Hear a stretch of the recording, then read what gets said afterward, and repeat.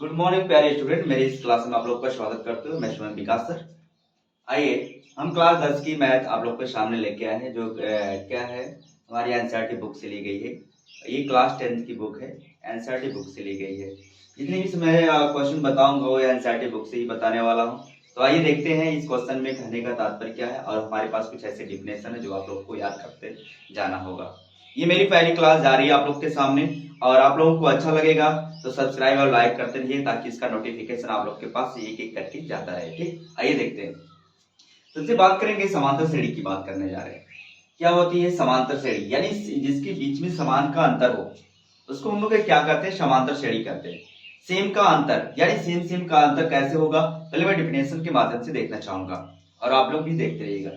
अगर मैं कह दिया समांतर समांतर अनुक्रम, ये अनुक्रम का एक आपको डिफिनेशन नीचे मैंने दे रखा है कि अनुक्रम क्या होता है। ठीक, अगर मैं बात करूं समांतर अनुक्रम संख्याओं का एक ऐसा अनुक्रम है जिसके दो क्रमागत पदों का अंतर नियत होता है।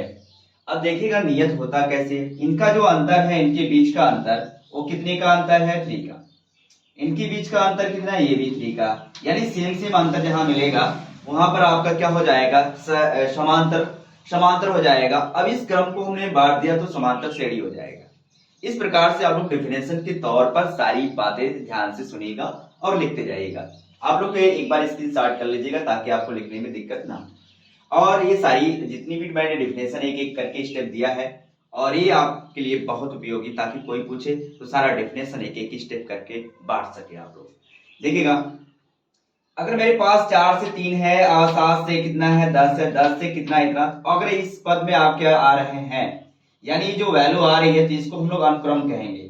अब देखिएगा ये अनुक्रम क्या हुआ? अगर मैंने किसकी केवल एक की बात किया, अगर अनुक्रम संख्याओं का एक ऐसा अनुक्रम जिसके दो क्रमागत पदों का अंतर क्या हो बाबू?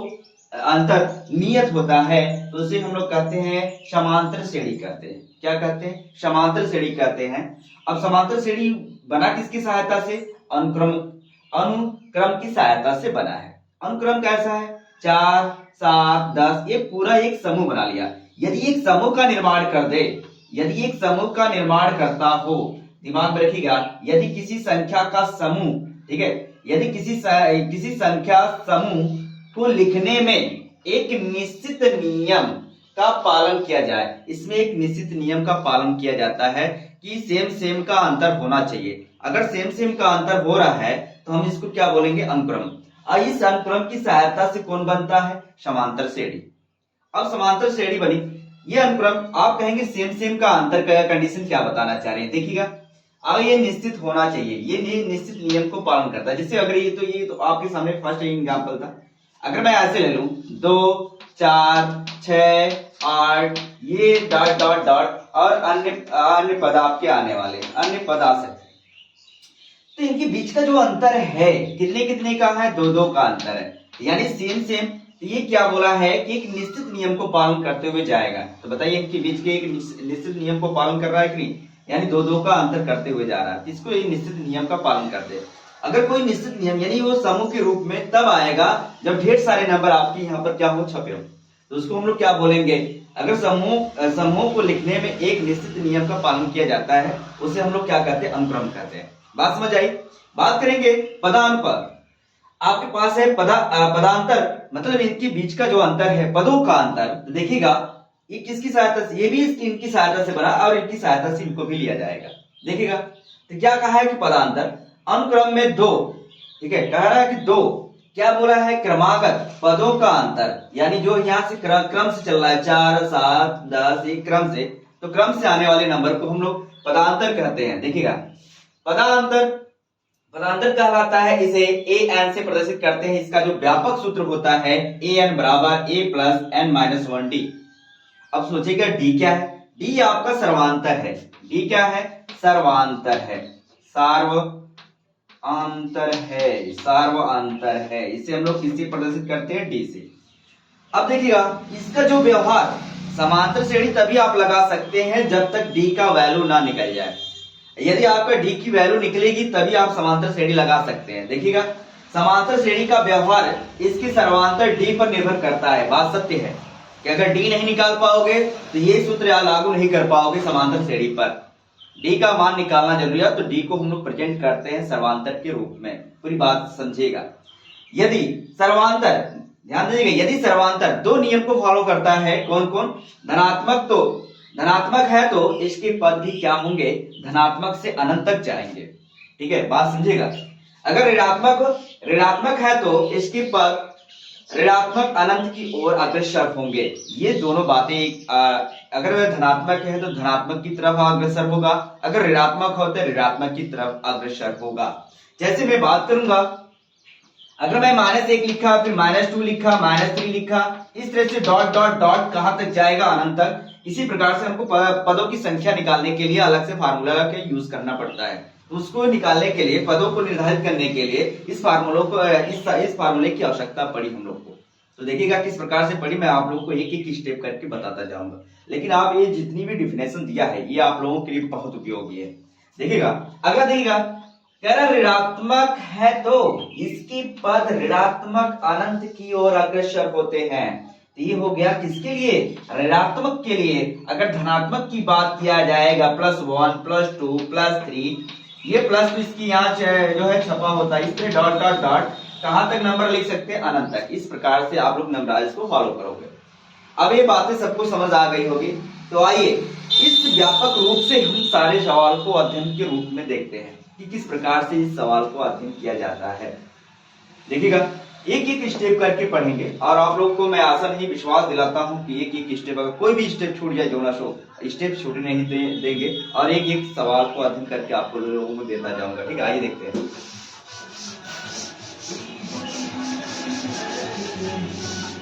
ज्यादा टाइम और ज्यादा समय नहीं लेना चाहूंगा आप लोगों का। ये व्यापक सूत्र आप लोग ध्यान दीजिएगा जो आपके सामने है, व्यापक सूत्र आपको प्रेजेंटिव करके दे देते हैं। एक एक पॉइंट ये ध्यान दीजिएगा, और इस प्रकार से प्रेजेंट करेंगे कि आप लोगों को लगेगा कि हाँ ये तो है मैथमेटिक्स। देखिएगा जो समांतर श्रेणी का व्यापक सूत्र यानी पदांतर आपके पास आया, यानी पदों का अंतर, उसका व्यापक सूत्र क्या हुआ? व्यापक सूत्र जो लागू होके आया वो क्या मिला था बाबू? an बराबर a + n - 1, ये t। आपको मैं बताऊं जहां, अगर मैं बताऊं जहां n क्या है? पद है, और an क्या है? पदों की संख्या है। पदों की संख्या पूरी नोट करिएगा यहां से। अगर मैं इसमें से बताऊं ये क्या है? प्रथम पद है। क्या है? प्रथम पद। और जो पद है, अगर फर्स्ट पद है तो फर्स्ट में से क्या हुआ? घटा हुआ। यानी पदों में से जितना आपको पद यहां मिला था, टोटल पद मिलेगा वहां, उसमें से क्या करेगा? घटेगा। डी क्या है? सर्वांतर है, यानी ठीक है, सार्वांतर होता है, सार्वांतर है, दिमाग में रखिएगा।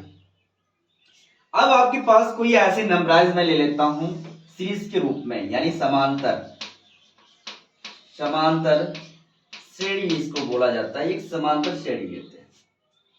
यदि समांतर श्रेणी तभी आप कह सकते हैं जब अनुक्रमांक आपका लगा था, जो अनुक्रम के रूप में आया था, सारी वैल्यू मैंने कहा था उनके बीच के दो ऐसे पदों के अंतर जो मिलता है उसको समांतर कहते हैं। और इसके अनुक्रम जो वैल्यू होती है, सारे समूह को हम लोग अनुक्रम कहते हैं। इन पदों, अब इनके पदों की जो समूह का जो अंतर एक एक करके आता है, उसको व्यापक सूत्र के रूप में हम लोग क्या करते हैं? फॉलो करते हैं। उसको हम लोग क्या करते हैं? पदांतर करते हैं। इस पदांतर को यूज करने जा रहे हैं समांतर श्रेणी में। आपके पास कोई ऐसी वैल्यू आ गई 1 2 3 और 4 डॉट डॉट डॉट, और यहाँ पर मैं पदों का नंबर जो है सेट कर रखा हूं। ध्यान दीजिएगा। अब यहाँ देखिएगा मैं टोटल जो पद दिखा रखा है वो n, इसको किसको इंडिकेट कर रहा है? n को। दिमाग में रखिएगा। तो n बराबर क्या मिल जाएगा? n बराबर आपको 10 मिल गया। लेकिन कुल पदों की संख्या मेरे को पता नहीं है, तो यही हो जाएगा कुल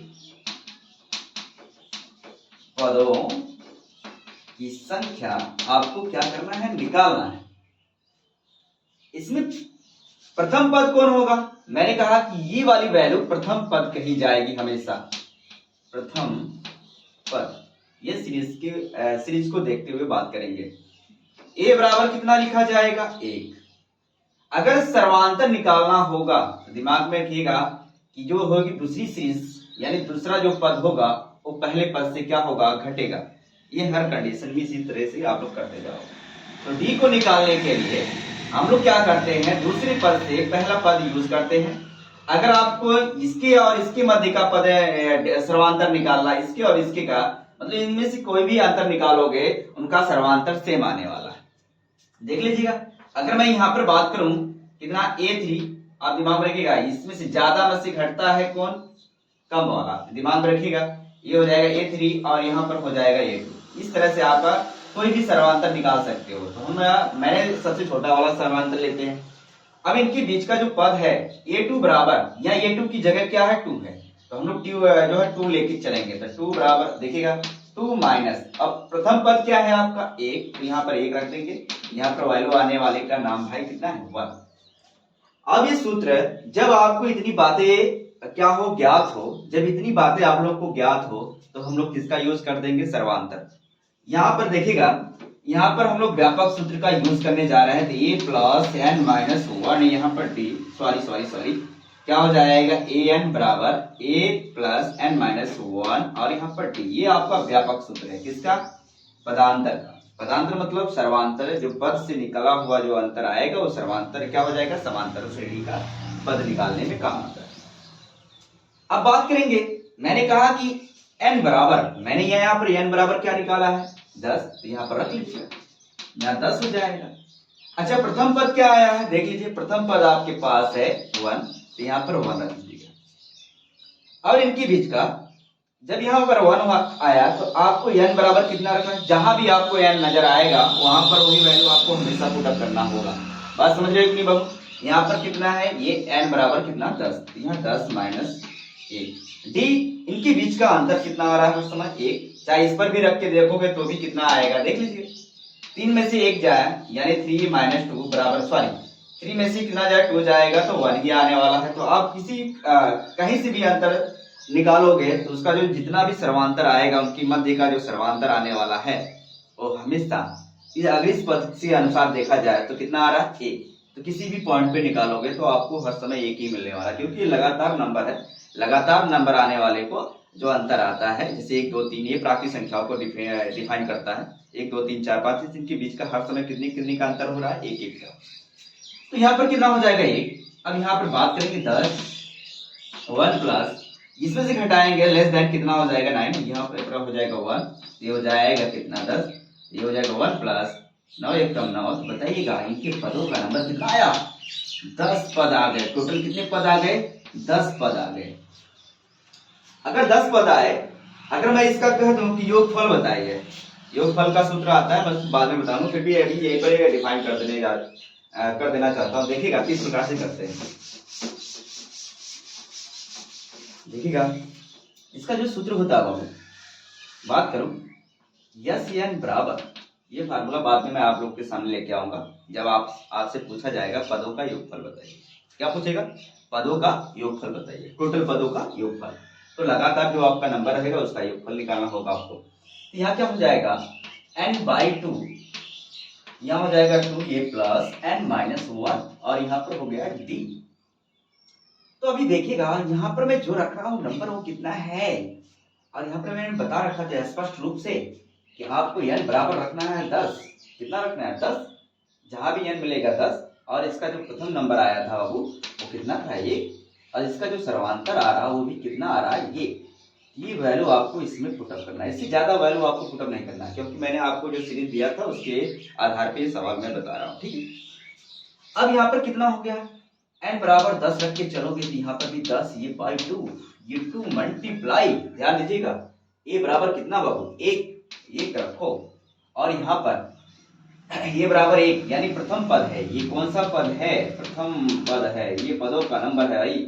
तो कितना है 10, तो यहाँ पर रखेंगे 10 माइनस 1, समझ पा रहे, यानी 10 माइनस 1। और डी की वैल्यू भी कितना आई है 1, यहाँ हो जाएगा 10 ये हो जाएगा 2 5 10, यहाँ 5 कर लीजिएगा, ठीक है, यानी 5 आ रहा है, 2 1 कम 2, ये क्या हो जाएगा, घटेगा तो आ जाएगा 9, ये हो जाएगा इतना, ये 5।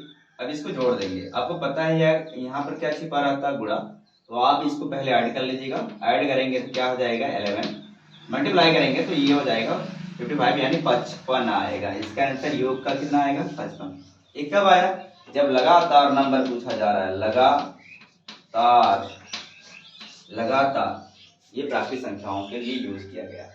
लेकिन अगर मैं स्पष्ट रूप से बताऊं, एक अगर लगातार नंबर पूछा जाता है तो एक सूत्र हमारे पास एक और, लेकिन अगर लगातार नंबर नहीं पूछा जाता है तो वो फार्मूला नहीं यूज करोगे जो मैं यूज करने जा रहा हूँ।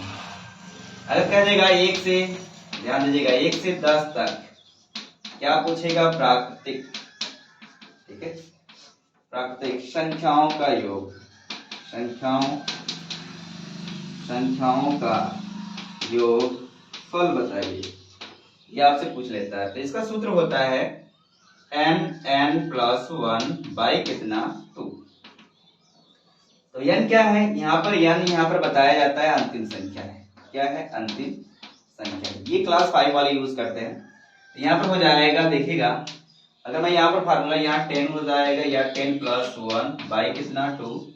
अगर यहाँ पर निकाला जाए तो 10, यहाँ पर जुड़ेगा तो कितना हो जाएगा, 11 बाई कितना हो जाएगा, 2, ये 2 5 10, ये हो जाएगा 5 गुणे 11, 11 25 55। ये कब लागू होता है, देखिएगा, इसका भी योग यही आया है, इसका भी योग यही आया है, लेकिन जो हम लोग इसमें पढ़ने जा रहे हैं सीरीज का माध्यम है, बट ये सीरीज को फॉलो नहीं करता है। ये सीरीज का फॉलो कर सकता है जब लगातार संख्या पूछी जाएगी तब, अन्यथा अगर ये सारा नंबर, अगर इनके बीच का अगर कोई अंतर मिलने लगे, यानी 1 के बाद 3 आ जाए, 3 के बाद 5 आ जाए, तब नहीं लगा पाएंगे इस सूत्र को, ठीक है। इसलिए हम लोग किसको लागू करते हैं, इसको, ठीक है। ये फार्मूला आप लोग के लिए बेस्ट होगा, क्योंकि ये आप लोग को, ये आपकी क्या है, एनसीईआरटी बुक में दी हुई है, क्लास 10 का लेवल है, ये क्लास 5 का लेवल है, इसलिए उनके लेवल का ये दिया जाता है, आपके लेवल का ये। तो आइए चेक करते हैं, इस प्रकार के फार्मूले को हम लोग फॉलो करते हुए जा रहे हैं, और इसी तरह से बहुत सारा सवाल आप लोग के सामने मैं देता रहूंगा, और नेक्स्ट टाइम मैं नेक्स्ट क्लास लेके आने वाला हूँ। आज के लिए धन्यवाद, और इसी तरह मेरी क्लास को वॉचिंग करते रहिए, और सारी बातें आप लोग को एक एक स्टेप करके बताने वाला हूँ, और कोई भी क्लास आपकी अगर छूट जाए जो न हो, सारी क्वेश्चन को मैं आपको डिफाइन करके देता जाऊंगा। आज के लिए धन्यवाद।